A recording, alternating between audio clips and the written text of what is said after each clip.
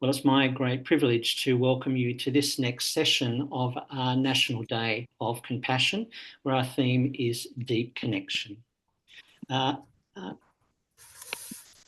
special guest today is Katie Kiss. And Katie, you are the Aboriginal and Torres Strait Islander Social Justice Commission for the Australian Human Rights Commission. It's a great privilege to have you with us today. Thank you, Terry. Thank you for having me. As Terry said, my name is Katie Kiss. I am the Aboriginal and Torres Strait Islander Social Justice Commissioner.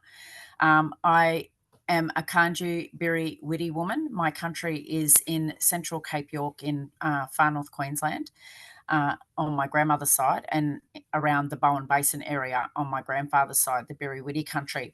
So before we begin today, Terry, if I could acknowledge the pride, strength and determination of our Aboriginal and Torres Strait Islander communities. I also acknowledge elders past, present and emerging on the lands on which we all come together and meet today. And I sit on the lands of the Darumbal and Yuggera people here in Meanjin in Brisbane. I also want to acknowledge how resilient our communities are, but in saying that, I also acknowledge that they shouldn't have to be as resilient as they are, and they are because of the circumstances that we find ourselves in. So can I also just take a moment to acknowledge Dr. Lynn Reader, the National Director of the Australian Council of Compassion, yourself, Terry, as the person leading today's discussion. But speaking of deep connection and how the universe works in particular ways, Terry and I met on a cruise ship having dinner next to each other and got into a discussion. So in the spirit of deep connection today, we developed a deep connection during that conversation, and I find myself here today. And I also acknowledge Al Harris as the patriarch of the Compassion Council, of Bibbulbin man from Noongar Budja. So thanks to the Australian Compassion Council for reaching out, supporting our people's aspirations, and having me with you all here today on the National Day of Compassion. Thank you, Katie, so much for being with us. Look, there's so much that we could cover, but I guess one of the things that we're all very mindful of is that last year, the national referendum to give First Nations people a voice to Parliament came with a very impassioned plea, the Uluru Statement from the Heart. And what we hoped was an enormous groundswell of education and support. But sadly, that referendum was lost. What has been the impact on Indigenous peoples and communities, and what is seen now as the next steps in bringing an honest and just First Nations voice into our national conversation and life? Terry, firstly, let me say that the conversation around recognition of First Nations peoples in Australia's founding document, the Constitution, hasn't just started with the Uluru Statement from the Heart. This has been a conversation that's been in train for more than 30 years, if anything, back to the beginning of first contact, but specifically momentum has gained for the last 30 years, commencing with some of the first social justice commissioners who sat in my position. But also even before that, I give acknowledgement to the Bark petitions and the Barunga Statement, and those kind of movements around reconciliation, and the 1967 referendum where people, fought to have recognition for First Nations people and our rightful place in the country. The Uluru Statement from the Heart was the next generation of that movement, and brought together First Nations people from across the country to have a dialogue about our aspirations to be finally recognised in Australia's birth certificate. But also to enable a reframed relationship between First Nations peoples and the broader Australian population. So for Aboriginal and Torres Strait Islander people who had put a lot of effort into that, and I also acknowledge that not all of our people voted yes for the referendum, and they had their reasons for that. But for those of us who did put massive effort into the work that led into that over a 30-year period, developing those processes and procedures to get to the voice referendum and have the vote outcome that we did was fairly devastating for all of us. I know that the leadership were absolutely devastated, and some of them counted the fact that if we did lose, they would step aside and not necessarily be involved in the next stages of this. And we've seen that with some of them, which has been hard for us younger ones coming through as well, to lose that generation of leadership.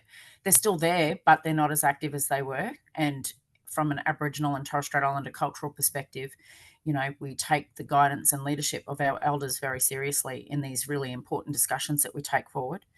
But probably one of the hardest conversations I had to have, Terry, was with my son. He's 24 years old. He's a light-skinned Aboriginal young man who works in the youth justice space.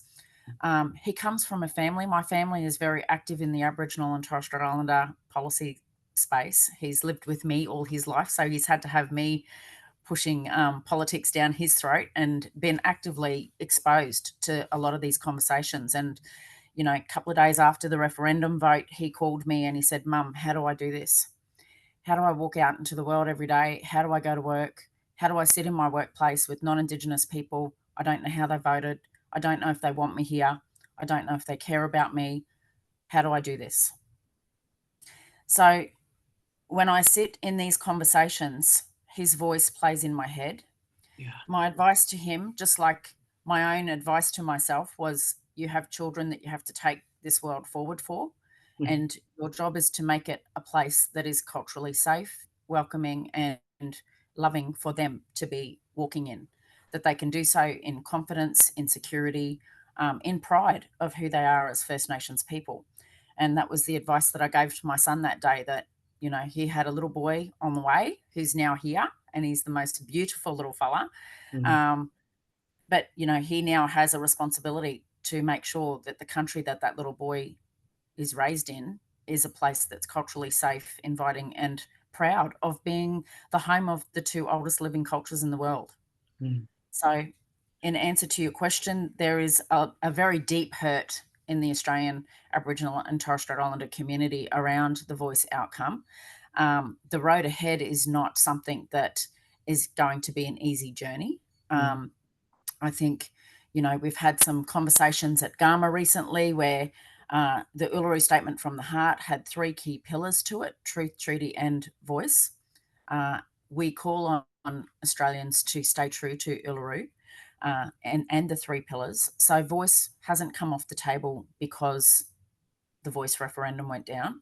Yes. I think the important conversation around that is that the voice referendum dealt with 2 key critical questions. Do we recognise Aboriginal and Torres Strait Islander people in the Constitution? And do we support a voice in Parliament for Aboriginal and Torres Strait Islander people to engage in decisions that affect them? Mm. So obviously the voice referendum answered no to both of those questions, but they didn't answer no to being compassionate and caring and loving and nurturing and having a deep connection with Aboriginal and Torres Strait Islander people who have been living on this land for 65,000 years. Mm. So when we hear conversations from our Prime Minister, who, I also acknowledge the courage that he showed in taking this debate forward, because, he committed to it. He went through with his commitment, and it was a big loss for him and his Labor Party as well. Mm. So I acknowledge the commitment that he made to take this argument forward, but I also, seek his leadership now around staying true to Uluru and making sure that things like Makarrata don't get watered down to a conversation that dilutes the real meaning of what Makarrata is for Yolngu people and Indigenous people around the world. And that is treaty and agreement making, and having that deep connection through truth telling and understanding each other in order to move together on a path that's productive and respectful and has mutual outcomes for everybody involved. I think one of the things that was truly inspiring about the Uluru Statement is the collaborative process that went into that, and that inspiration, not only in terms of the statement, but the process was something that was very engaging with organisations like ours, and the document that we wrote about why the voice to Parliament was kind of in solidarity with that and looking to collaborate. But Katie, you've reminded us that not only is this a kind of a macro institutional societal issue, but it affects people every day, like your son, like your new grandson, and impacts on leaders like yourself. It must have been a huge sense of responsibility and required an enormous resolve from you to take up the mantle to do this, not from a groundswell of wonderful support and a new promised future, but a grinding continuation. How have you managed that? How do you continue to keep yourself and your family and your community fighting this fight? Terry, my mother was born at Palm Island. And so, for those that don't know a lot about the history of our country, Australia's been through a period where we had what was called the Protection Acts in Australian legislative history. And the Protection Acts in Queensland in particular enabled the removal of our people from their traditional lands to be put on missions and reserves. And Palm Island was known as a penal settlement. It's located off the coastline of North Queensland, just outside of Townsville. And so both of my grandparents were removed off their country and ended up at Palm Island, where they met, married, and had 5 of their 11 children. And my mother was one of the last children to be born there, and she was the only girl born there. My nana and her sister were raised in the dormitory at Palm Island. And my grandfather was very active in the political space. He was active in the political advocacy on Palm Island. They then moved down to Warrabinda and into Rockhampton, where he received exemption from being under that Protection Act. And so he's always fought for the rights of his people. He always fought for the rights of his family to stay together and not be separated once his children were born on Palm Island. So my mother and her brothers were fortunate enough to stay with our family and not be removed into the dormitory. My grandparents fought for that. So I've always had a sense of social justice bred into me from my grandparents and from my family.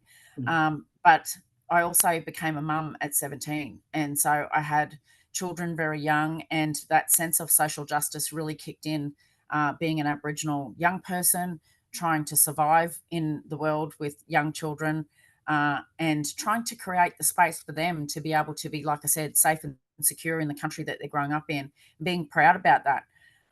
My father is also a non-Indigenous man, and it's been an interesting life journey for me, because my father holds some very hard to swallow values and perceptions about Aboriginal people. And so while he loved and married an Aboriginal woman, he doesn't necessarily promote the respect for difference between Aboriginal people. He's someone that promotes an assimilationist and integrationist perspective around our people.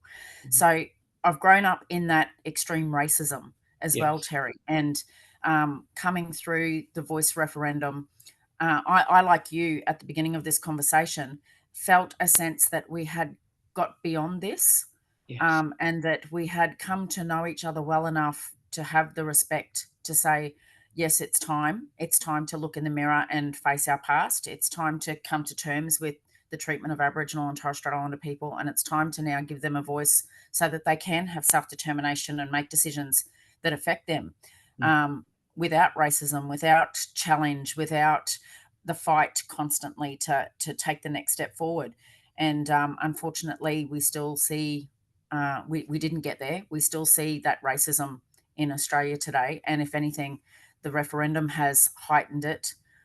Political and media advocacy has created fertile ground for that racism to again raise its ugly head and to fester within our communities. And our people feel the brunt of that every day when they walk out in the world, when they go to their workplaces, when they go shopping, when they sit in social places where police are also targeting and profiling. And we feel that every single day. 2 days after the referendum decision came down, I was also at the time the executive director of Queensland's interim truth and treaty body. And 2 days after the referendum, the Aboriginal and Torres Strait Islander community talked about a week of mourning and just having that downtime so that we can recover from that devastating shock of that decision. And we saw in Queensland, within the week after the referendum vote, the opposition leader here come out and announce a withdrawal from the Truth and Treaty process here in Queensland that achieved bipartisan support when it was passed in Parliament in May in 2023. So we also saw the Queensland Police President come out and put a full-page spread on the Australian newspaper saying that treaty would deliver a free licence for Aboriginal people to murder, kill and rape. These are the racist things that have come out as a result of the referendum, the mis and disinformation that has been seen within the community, both pre-vote and post-vote. And these are the things that I think we need to counter in trying to re-establish ourselves post-referendum to be able to move forward in a way that helps to now re-heal, because we had come so far. Yes. And now we've gone back 50 years. So we now have to re-heal again. And, you know, the theme of this year's Compassion Day is around deep connection. And we need to re-establish that if we're going to move forward. Social fabric, social cohesion, and, you know, the connectedness of our villages has been literally torn apart as a result of that vote. And that completely was not the intention of that campaign and that process going forward. It was meant to unify, not destroy. Yeah. So not only has it been a loss in terms of the referendum, but it's actually contributed to a greater polarisation, and you see other threats on the horizon in terms of what it may be. It's set us back rather Absolutely. than at least marked where we are currently. Yeah. I think it really has. But in saying that, I also acknowledge, Terry, the 6 million people that voted for the referendum, that voted in favour of the voice, that voted in favour of recognising finally Aboriginal and Torres Strait Islander people in the document of the nation. And, you know, the work that they're still doing, including the Compassion Council, to support Aboriginal and Torres Strait Islander people in our aspirations to be an included and valued sector of our community. And for those people and those organisations that share that kind of compassion and conviction, I guess part of our challenge has been, how do we not fall into anger or fall into sadness that immobilises us in a way? What is that like for you as a person and for the Indigenous community, not to become motivated by anger or disillusioned by sadness? How do you kind of hold that together in terms of finding a way forward? I look at the faces of my babies and my grandchildren and my nieces and nephews that have to walk in this world every day, and my focus, my determination is to continue to work with the Australian population to make sure that our country is a better place.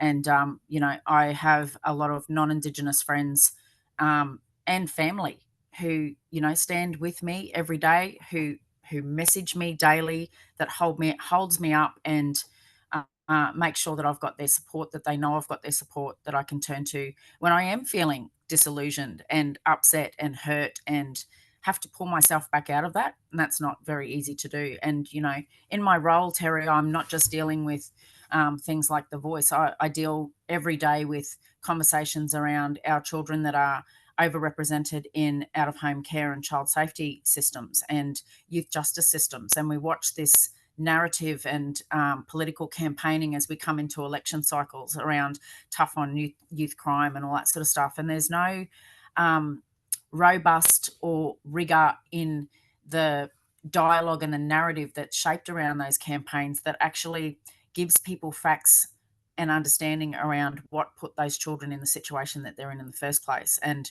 you know, a lot of that goes to the truth telling that we've been talking about, and how do we raise the profile of those sort of processes. And we see a withdrawal since the referendum from that.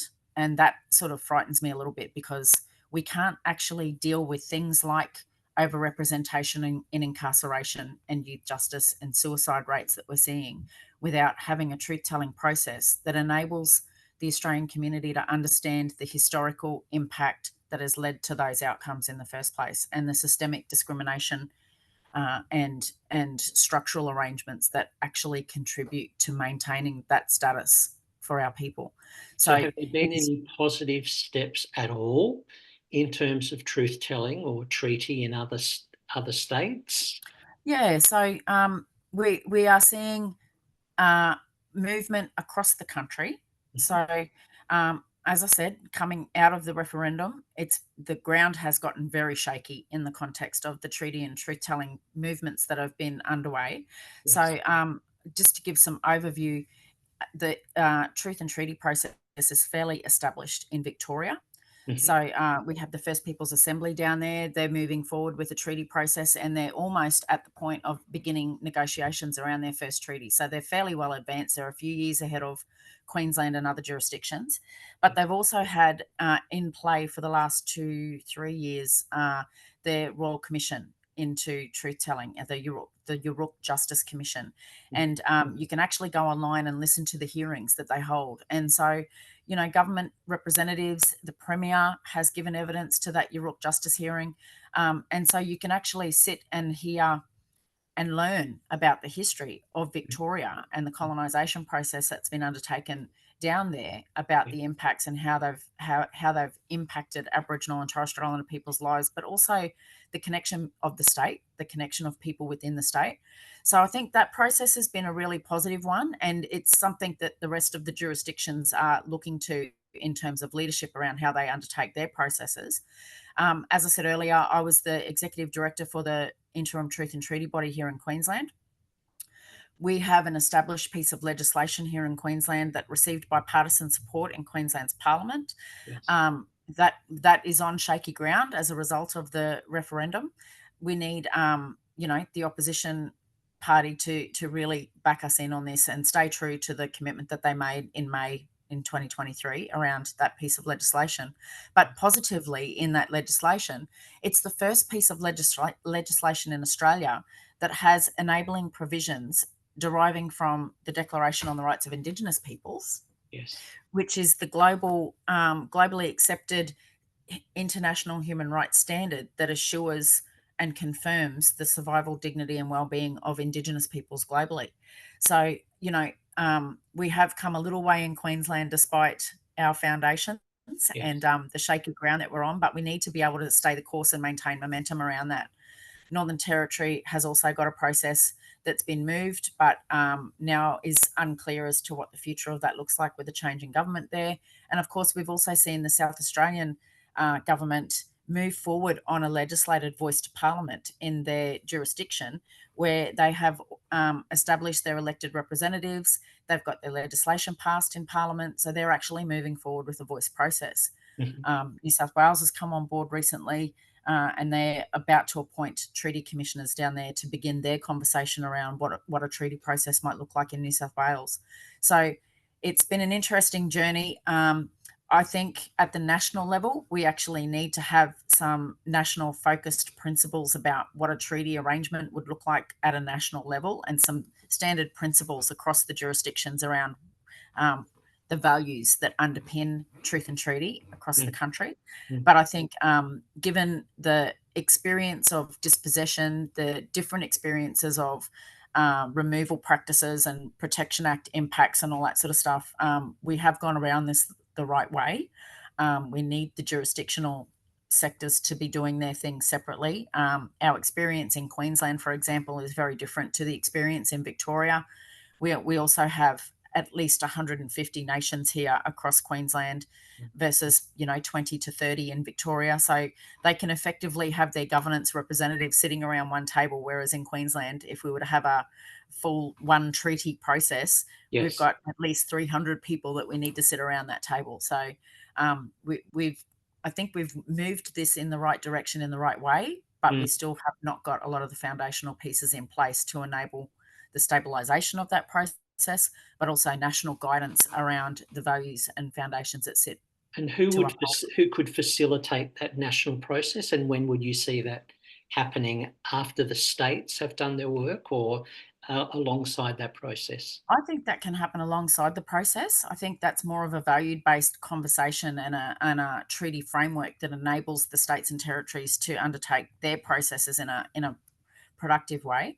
As I mentioned before, the Declaration on the Rights of Indigenous Peoples is a blueprint for government to be able to understand what the aspirations of First Nations people are, but also the rights that are recognised at an international human rights level that First Nations people should be able to access across the country. So the Commonwealth has jurisdiction and responsibility for that. So I think in terms of embedding the Declaration as a foundational approach to truth and treaty mechanisms across the country, the Commonwealth could take that forward now, and it doesn't have to be set in stone. It can develop alongside the truth and treaty processes that are moving at the same time. And at an international level, you spoke at the conference in Geneva earlier this year. What sort of at a global level, what has been the impact since the loss of the referendum in terms of the view of Australia and the perspective of First Nations people and leadership on a global level in a forum like that? How do they see Australia and what's happening for us? Yeah, Australia is viewed very positively in the UN system. We were a founder of the human rights system at the United Nations, and we've been an active participant in those processes since its inception. When we come into meetings around First Nations and Indigenous people's rights, so there are two key mechanisms at the international level. We have the United Nations Permanent Forum on Indigenous Issues, which is held in New York every year. Yes. And then we have the second one, which is the Expert Mechanism on the Rights of Indigenous Peoples, which reports to the Human Rights Council, and that's held in Geneva every year. Yes. So that's the one that you noted that I presented at earlier this year. In that context, Australia and other first world colonial countries have found it a bit challenging in those rooms because they have to come and face the Indigenous peoples at the international level, and we sit in those rooms with our governments. Yes. And we challenge them on their obligations in terms of delivering the rights of Indigenous peoples. So in the context of the Declaration, many Australians won't necessarily realise that Australia endorsed the Declaration on the Rights of Indigenous Peoples at the General Assembly in 2009. 2007, it was actually passed by the General Assembly, but the four leading democracies in the world, Australia, Canada, New Zealand, and the US, all voted against it when it first went to vote. And so, it took a lot of advocacy from both all of our nations, but also Indigenous populations from around the world to get those four countries to review their position and endorse the Declaration. And they've all come on board now.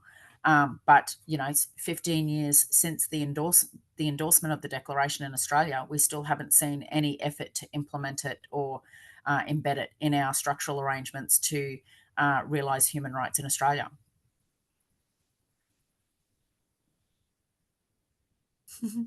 It's very sad, and just seems like an incredible volume of work has happened over eons to try and get some of these things to the table, and then they, even if they are voted on, then the implication doesn't happen. What can organisations like the Charter for Compassion and our partners, what can individuals who share, a deep connection with the importance of this work do to support First Nations people and organisations? How can we be a part of breaking open the truth, a truth that can really set us all free here in Australia? I think that, like I said earlier, the allyship that comes with organisations like the Council for Compassion bring to the table is invaluable, and we appreciate that with all of our hearts because we can't carry the load by ourselves.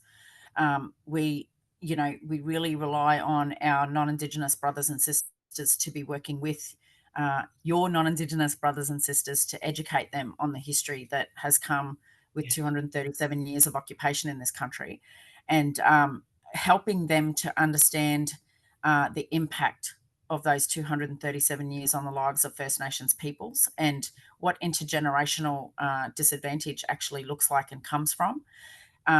You know, I think I come to this conversation sounding negative, but I think these are positives as well. You know, like we've seen 6 million people stand with us Yes. at the vote, and the pride that I saw in some of those rallies of non-Indigenous brothers and sisters marching the street for something that means so much to them around recognition for First Nations people, but also just creating a better Australia for everybody. The pride that I seen in a lot of our people that marched in those rallies was, you know, something to be really proud of. Yes. And so I think organisations like the Council for Compassion help to remind people of what is needed in their hearts and minds. Yes. To recreate the villages that we once had in this country. You know, we see these things happen when we have global pandemics and things like COVID. You know, for all the challenges that we faced in COVID, it brought our communities together. It made us look to our neighbours and say, is everybody okay? Does anybody need anything? How do we care for you?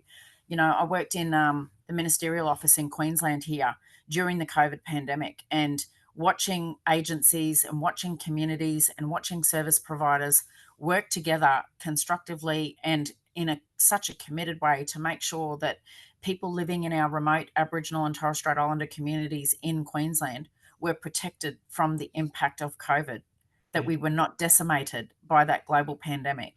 You know, that gives me hope every day that we aren't the Australia that we saw at the vote in the referendum, that we aren't the Australia that we see today on the back of the vote that permeates racism and abuse and hatred and hurt for people.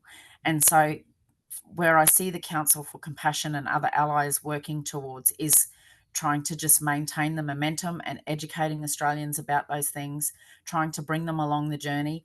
You know, we have a number of people who sat in that no vote that don't necessarily come to that vote with the intention that was progressed through mis and disinformation. They came to that vote not sure about which way to go, not clear about why these things were necessary, not understanding or educated about the history of our country and the truth telling that needs to occur, and building the empathy and compassion in their hearts and minds about how do we move forward together as a nation unified. And so I would ask you as allies to stay the course with us, to stay true to Uluru, to keep doing what you're doing and educating people about the history of this country, to inspire compassion and empathy in the hearts and minds of Australians, because I think some of us have lost that. Some of us get caught in the day-to-day grind, you know. I acknowledge that all Australians are sitting here today through crisis of cost of living, domestic and family violence crises, mental health crises, housing crises, youth justice crises. You know, our country is not in a good space at the moment. And so in order to work through these big challenges together, we need to hold each other in those conversations. We need to bring people along with us. And when they're struggling, we need to hold them up, build them up, and put them forward. And so what I would say to the Compassion Council is continue doing what you're doing, and thank you for the love and care that you bring to our people, because we need you beside us. We need you walking with us. We need you advocating for us, and we need you standing alongside us. Katie, it has been a real privilege to have you share with us today, and feel deeply humbled, a strong sense of connection with you personally through that unexpected encounter and the things we've shared today. And I want to assure you that you have the deepest respect and support of the Australian Compassion Council. We'll do what we can to support you personally and the cause of our First Nations people, because it lies at the heart of our nation. And unless we can tell the truth and connect deeply together, we can't walk into the kind of positive and hope-filled future that we would all want for this great country. Thank you so much, Katie, for being with us. Thanks, Terry. Thank you.